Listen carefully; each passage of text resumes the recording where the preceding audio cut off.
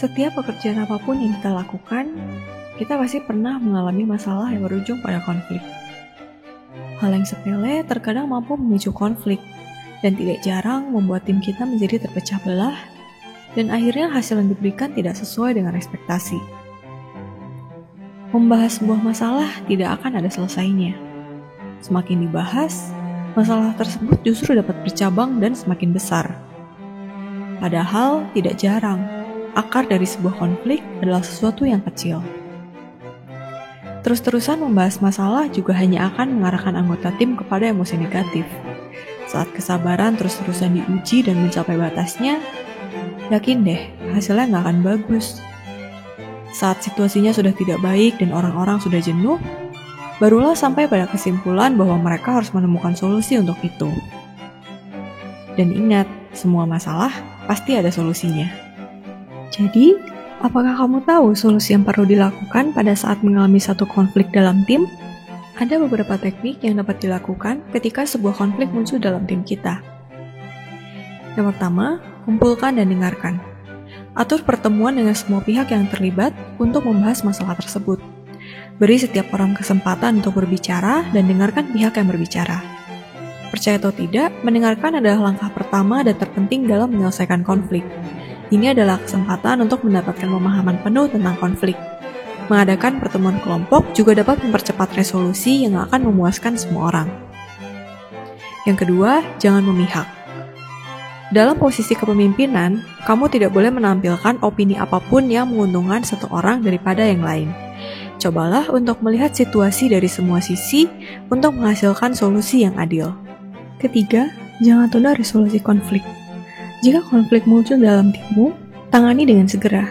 Jika tidak, situasinya dapat meningkat dan dapat mempengaruhi kinerja timmu. Pastikan atau tidak menangani situasi terlalu cepat atau terburu-buru, karena keputusan kamu akan secara langsung memenuhi sikap dan kinerja timmu. Menyelesaikan konflik bukan tentang siapa yang paling pandai berargumen. Ada 5 strategi yang dapat dipakai untuk menyelesaikan sebuah konflik. Yang pertama, menghindari. Menghindari adalah ketika orang mengabaikan atau menarik diri dari sebuah konflik. Mereka memilih metode ini karena ketidaknyamanan konfrontasi melebihi potensi imbalan dari penyelesaian konflik. Orang-orang seperti ini tidak memberikan kontribusi apapun dan mungkin menyembunyikan ide-ide yang berharga.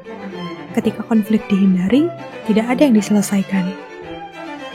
Yang kedua, bersaing. Bersaing digunakan oleh orang-orang yang terlibat dalam konflik yang berencana untuk menang. Mereka tegas dan juga tidak kooperatif.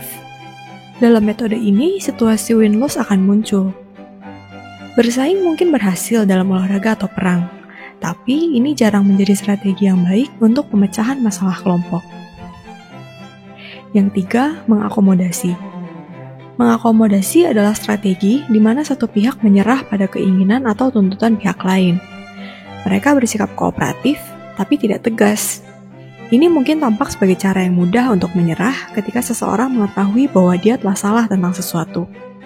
Namun, ini kurang membantu ketika satu pihak mengakomodasi pihak lain hanya untuk menjaga keharmonisan semata dan menghindari konfrontasi.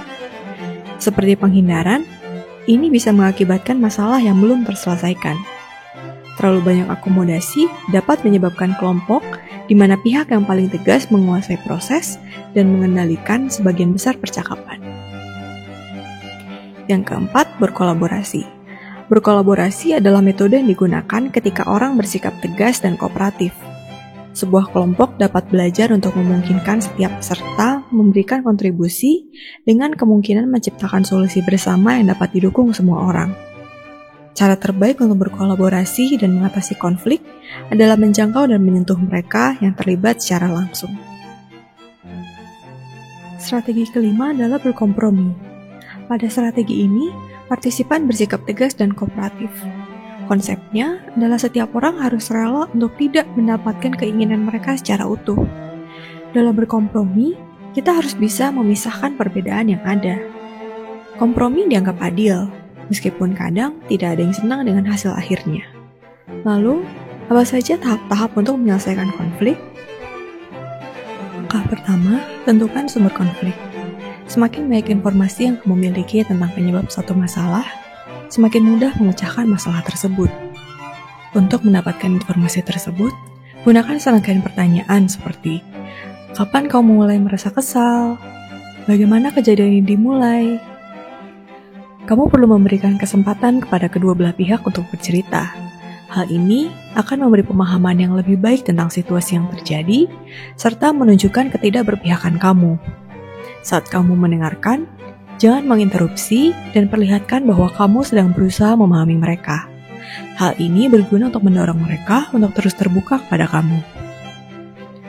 Langkah kedua, lihat di balik insiden tersebut. Seringkali, sebuah konflik tidak terjadi hanya karena satu situasi semata, tapi juga sudut pandang yang dipakai untuk melihat sesuatu.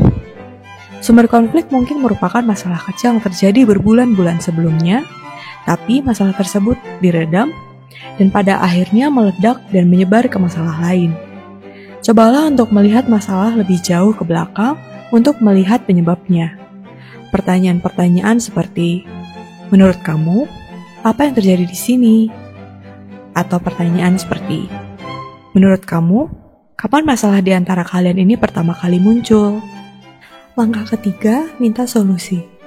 Setelah mendapatkan sudut pandang dari masing-masing pihak, langkah selanjutnya adalah membuat mereka mengidentifikasi bagaimana situasi dapat diubah.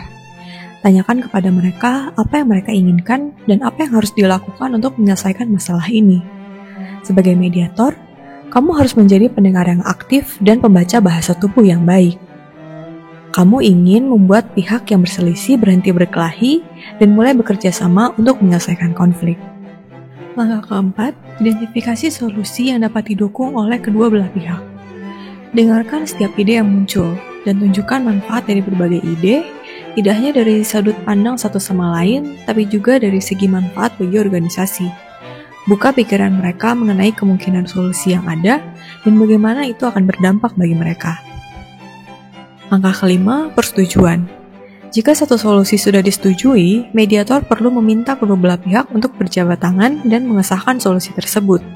Selain itu, perlu dibicarakan juga cara untuk mencegah konflik kembali muncul di masa depan.